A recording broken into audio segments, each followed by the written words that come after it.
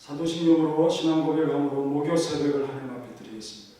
전능하사 천지를 만드신 하나님 아버지를 내가 믿사오며 그 외아들 우리 주 예수 그리스도를 믿사오며 이는 성령으로 잉태하사 동정녀 마리아에게 나시고 본디오 빌라도의 고난을 받으사 십자가에 못 박혀 죽으시고 장사한 지 사흘 만에 죽은 자 가운데서 살아나시니 하늘에 오르사 전능하신 하나님을 편한 자 계시다. 저희로서 산자와 죽은 자를 심판하러 오시리라. 성령을 믿사오며 거룩한 공회와 성도와 성이 교통하는 것과 죄를 사하여 주시는 것과 몸이 다스하는 것과 영원히 사는 것을 믿사옵나이다. 하나님 감사합니다. 오늘 새벽을 깨워주시고 기도하게 하시니 감사합니다. 뜨거운 마음으로 항상 주님을 만날 수 있도록 도와주시고 주님을 아침마다 새벽마다 기쁨으로 찾을 수 있도록 우리의 마음을 도우시옵소서. 저녁에는 참으로 여러가지 고민과 어려움이 있으나 이 새벽에는 언제나 기쁨으로 깨어있는 시간이 되게 하시고 주님을 만나 해결한 기쁨으로 또 영적인 기쁨으로 우리의 육을 모든 것들을 씻어낼 수 있도록 도와주옵소서. 예수님의 이름으로 기도하옵나이다. 아멘. 찬송가 439장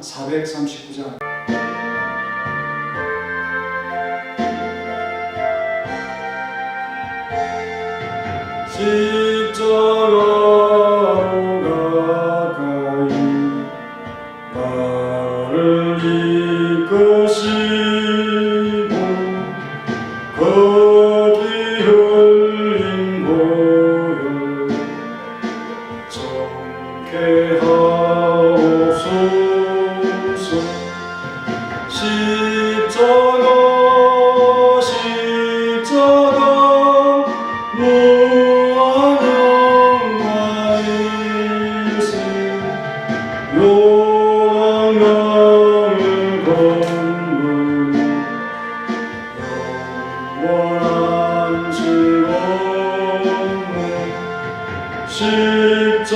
십자가에 가까이 내가 끌고 섰네. 거기 있는 새벽별 내게 비추소서. 십자가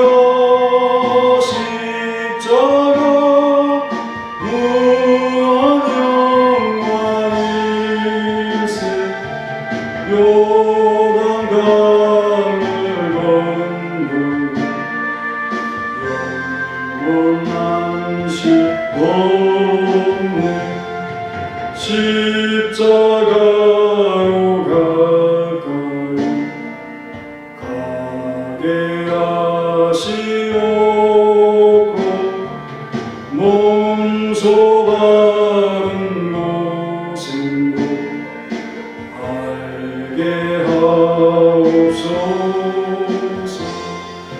십자가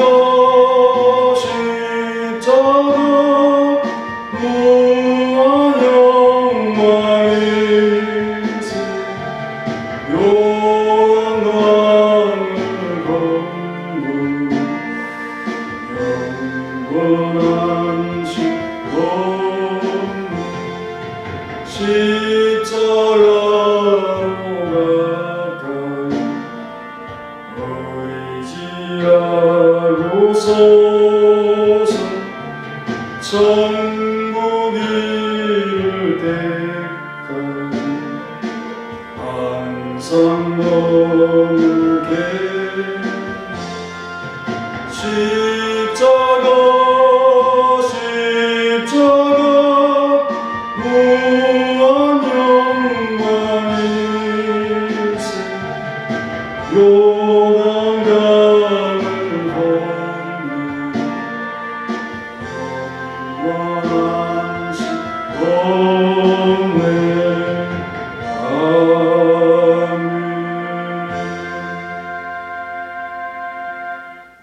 오늘 돌발 퀴즈는 디모데후서 3장 11절에서 되겠습니다. 첫 번째 문제요. 바울에게 박해가 있었던 곳은 어디인가요?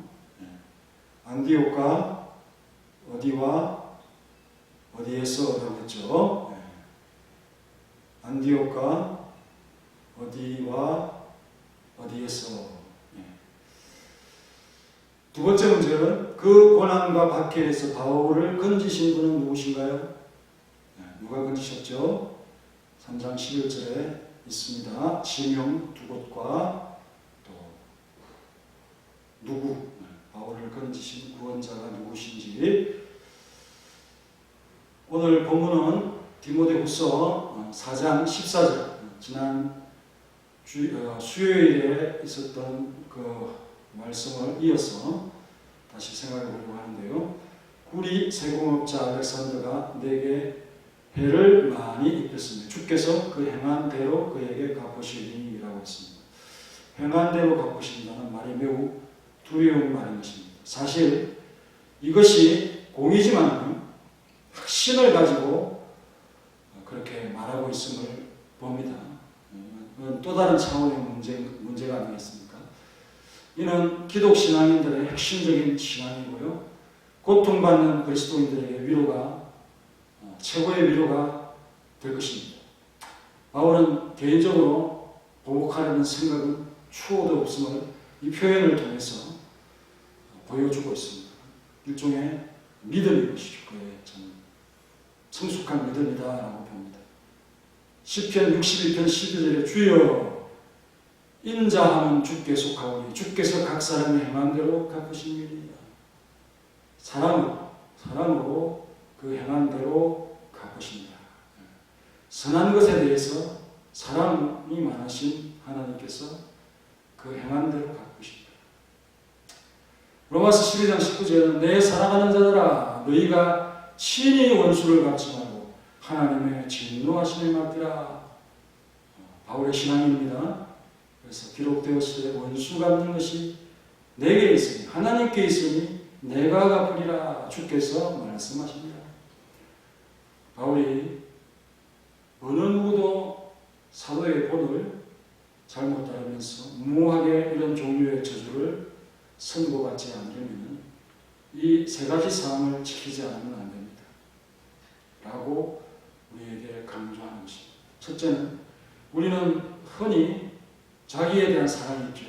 그리고 사적 이익에 대한 관심이 컸어요. 우리 자신에게 어떤 손해가 오면 보복하려는 마음이 생기죠. 손해를 그냥 보고만 있지 아니할 그런 마음이 일어나서 좀 분노에 쌓입니다.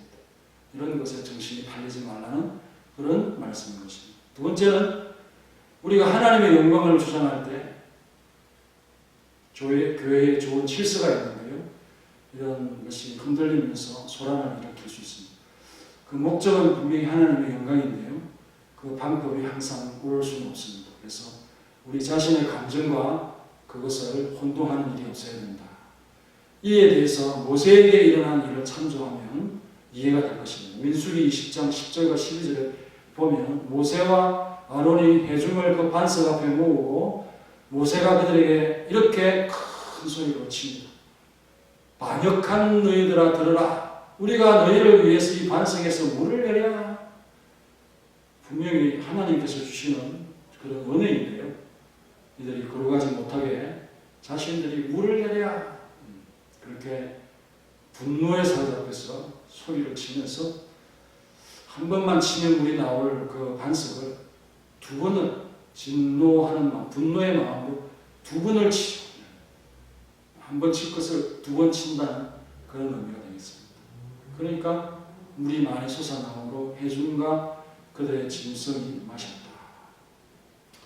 그러니까 하나님께서 그 틈을 놓치지 아니하시고 그 백성이 분명히 잘못했지만 모세와 아론에게도 같이 나옵니다.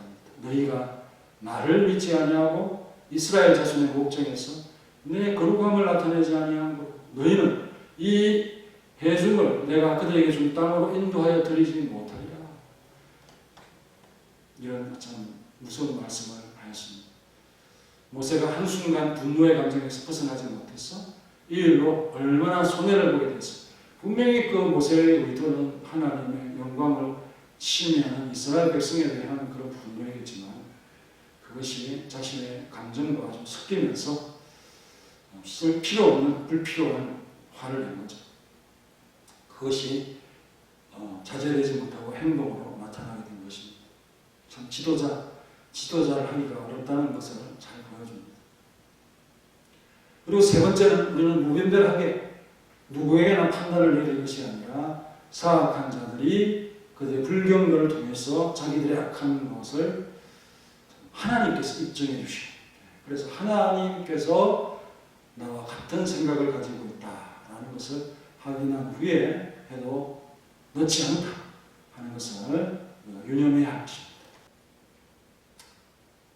또 다른 예가 성경에 있는데요. 무분별한 저주를 우리 주님께서 금하셨습니다.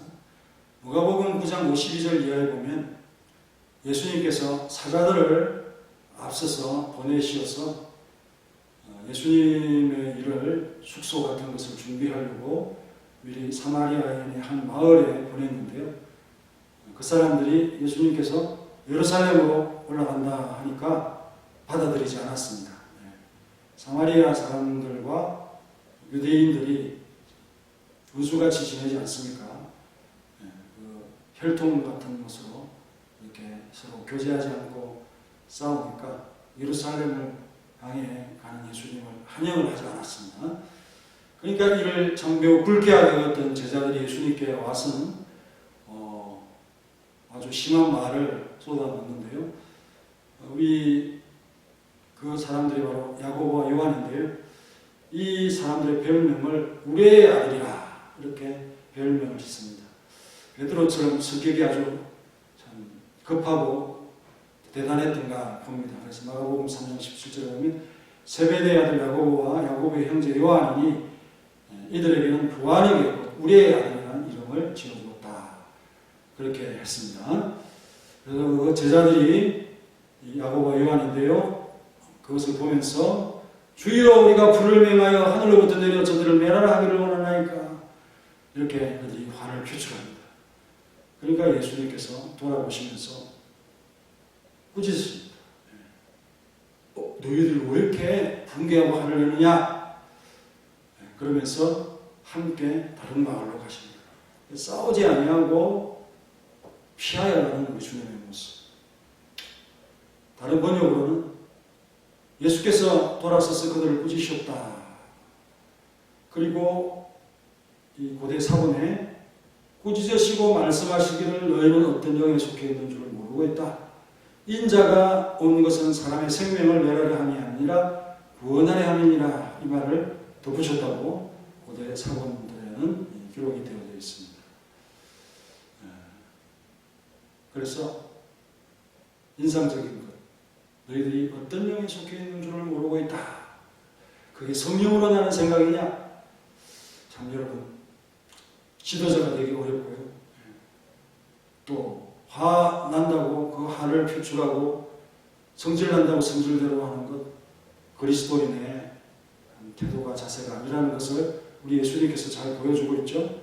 우리는 참 흔히 이런 실수를 하면서 예수님께 놀래가지고 우리 주님께서 왜 이렇게 화를 내고 왜 이렇게 성질을 내느냐, 그리스도인들이 그렇게 우리에게 말씀하실 것 같은 그런 생각이 듭니다. 그런데 바울은 얼마나 침착합니까? 그리스도인이 해야 하는 가장 어려운 일, 이런 일 중에 하나를 해냄으로 오늘 잘 보이고 있습니다. 사람들이 우리를 대적하고 우리의 권위와 지도력을 훼손시키고 심지어 우정을, 의리를 실추시킬 때 우리는 본능적으로 배반하고 배신했던 그런 기분을 느끼면서 미워하고 대적하고, 사실 예수님을 안 믿는 사람들도 싸우지만 잘 풀지 않습니까? 그런데 믿는 사람들은 믿지 않는 소원보다 더 엉어리가 져가지고요.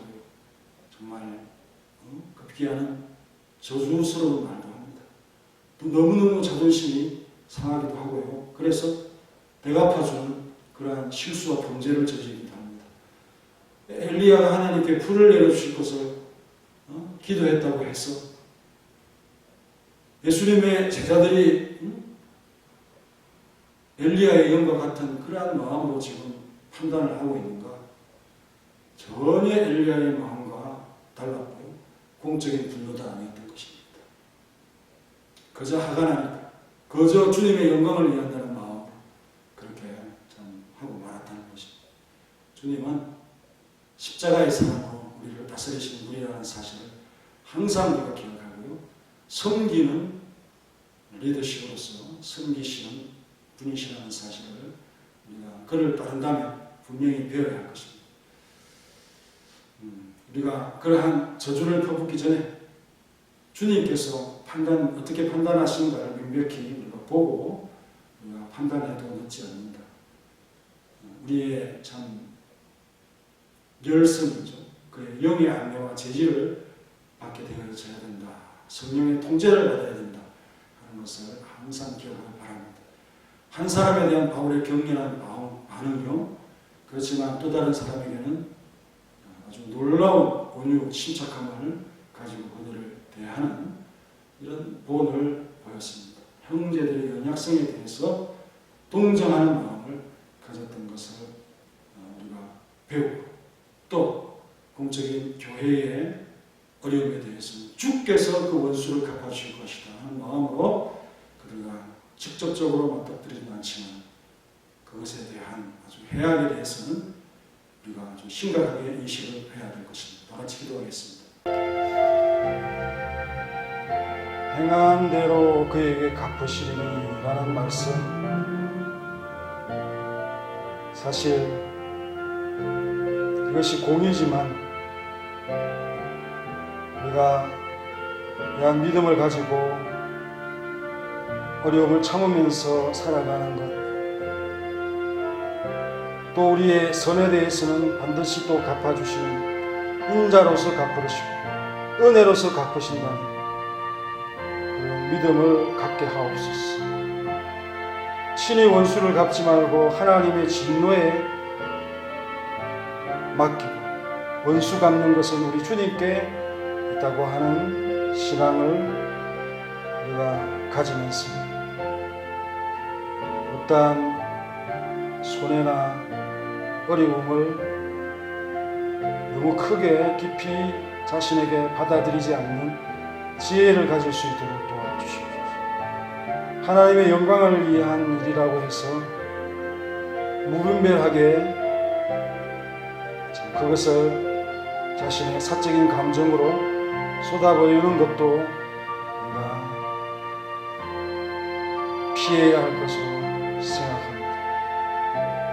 그리고 시간은 지나가더라도 그것이 정말 불경건인지 하나님께서 악하게 여기시는지 대해서 하나님의 판단과 일치하고 성령의 생각과 마음과 같이 하는 성령에 사로잡힌 자의 모습으로서 그것을 바라볼 수 있는 우리의 마음이 있도록, 신앙이 있도록 도와주시옵소서.